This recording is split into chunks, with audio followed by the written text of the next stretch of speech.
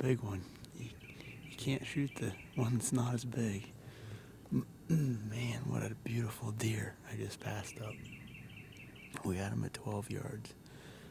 Right down here to my left. Right down to my left here, strong side. Could have put one right in him, but I know if I would have shot that deer, I would have, been wondering what if, so. It's been a good morning. The does are on their feet. A few bucks moving in, so. Waiting for that big one, though.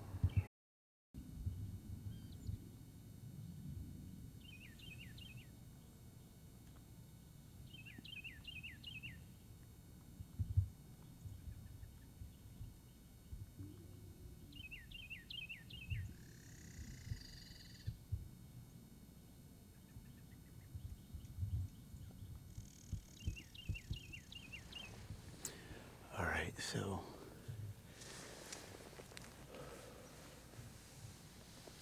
what I've decided to do, and I talked this over with Jay, and Hibby and I talked.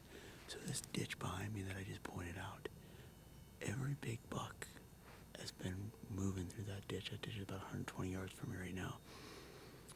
There's no tree out in the middle of it that I'm going to check it out. When I walk around, I got to walk out around here to there's a big pond out there, and then that drainage goes back into their sanctuary.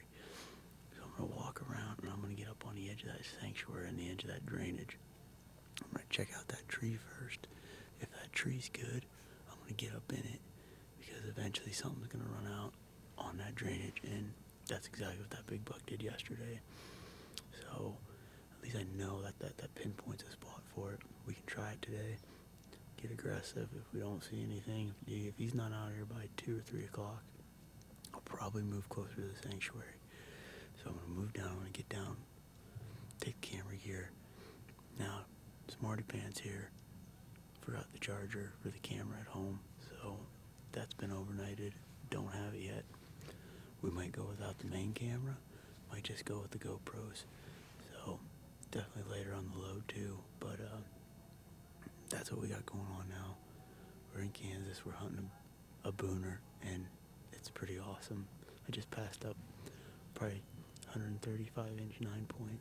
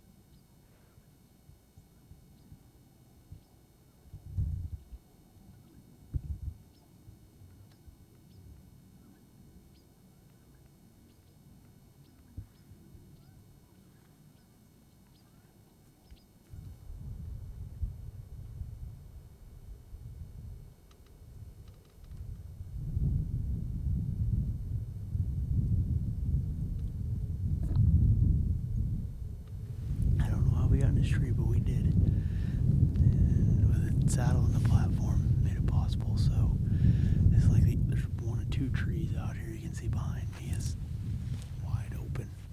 And then gravitate that towards this, and this is the ditch in front of me. I made a little noise coming in. I had a little spike walk right up to me. And when I was walking out that buck, I passed out. He was chasing, he was with a doe. He was messing with it pretty hard. So right here, this bush in front of me, about 30 yards, is where I seen that 180-inch freaking monster yesterday. So I'm only about 10 feet off the ground here in this crotched mulberry tree. But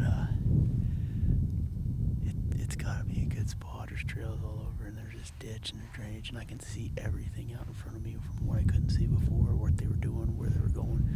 So I might have a, basically a good option to see if I need to reset where everything's going. We'll do that. So we're being extra aggressive today, and that's what's going on. So stay with me.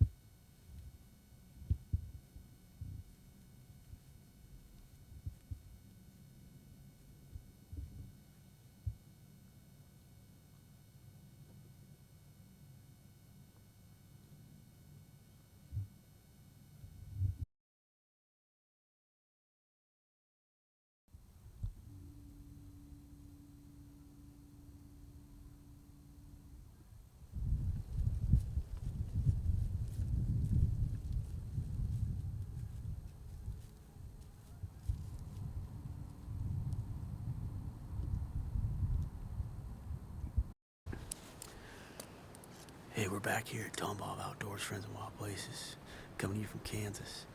And went from about 30 degrees this morning to about 65 right now. We moved spots for this evening sit. I'm set up in a pinch point here on this farm. I'm between two wheat fields. Comes out of a big bottleneck of a brushy woolly behind me, we call it. They're pretty thick in there. They like to run these edges and through these bottlenecks. They try to round up a doe and bring them in here and do their thing. So we're hoping that the timing's right. The setup's good. We got southwest wind tonight. Just a little warm. It's our last day here in Kansas. Passed up on a couple nice ones last night, moved spots. Filmed a big buck that was right in front of that stand, so you know that's how it goes. But Ibby's over at another location north of me. He's got some good bucks up there. There's a booter that's been showing up, and I'm obviously hunting that monster that you saw earlier in the show. So we're gonna try to get it together. Pretty much the next good buck shows up, I'm gonna try to take him, but he's got to show up first. So stay tuned. Thanks for joining us this episode of Tom Bob Outdoors, Friends in Wild Places. See you in a minute. Hey everybody. Well, things are pretty slow here in Kansas. It's Friday, last day here. Just want to take a minute to congratulate Brandon Schwinn. He was with us on this trip. He videoed his own hunt with the new GoPro and did a great job. So I want to take a minute and let's show Brandon his hunt here at the Steffen Ranch. You know, when Adam gave me a call early summer 2019 and invited me out to Kansas, it was a dream come true. I had read about Kansas, watched a lot of hunting shows featuring Kansas. You know, it was the land of the giants. So being able to draw a tag, have the opportunity to go hunt the Steffen Ranch, you know, amazing opportunity as a bow hunter. Got there a day early.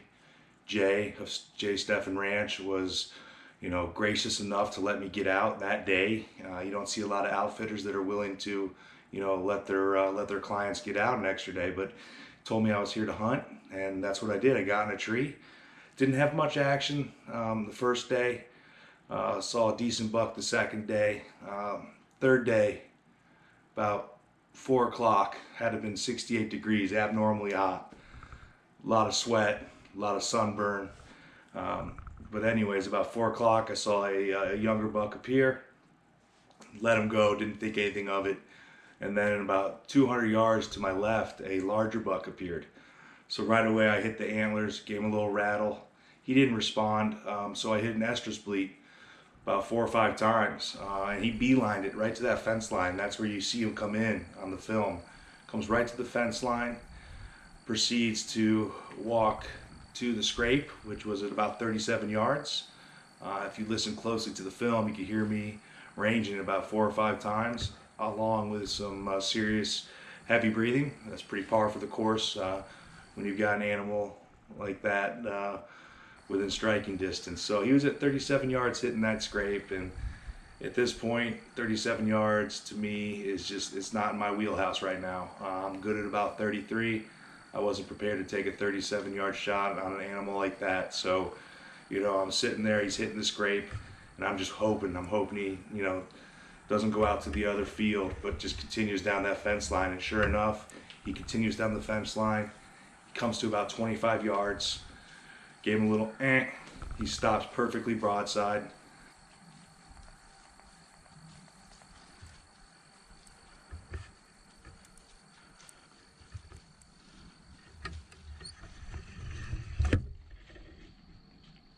Yeah. Well, that got interesting quick. Buck came in about 5 minutes ago. I called him in using a estrus call, estrus bleed, and I double lunged him, and it looks like he's down about 50 yards in the field. We're gonna wait a little bit, like Adam Fox always says. We're gonna wait. Either he's dead or he's dead. And stay tuned. Tom Bob Outdoors, Friends in Wild Places, baking in the sun.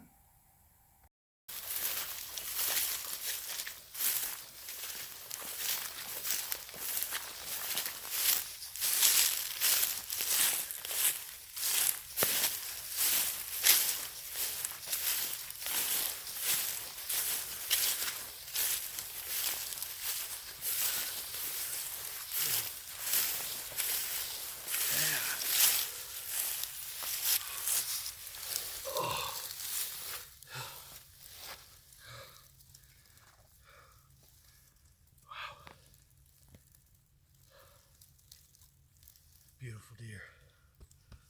Beautiful deer. That's awesome. Awesome.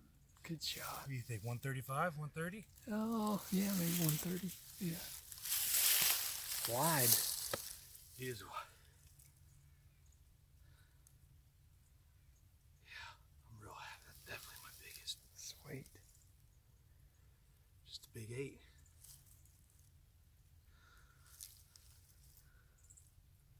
Got a pretty cape on it.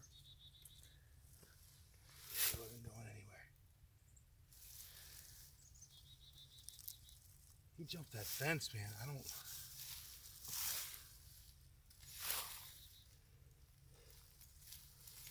He's a beaut. Real happy with him. Yeah. Thanks for putting him on, man. Yeah.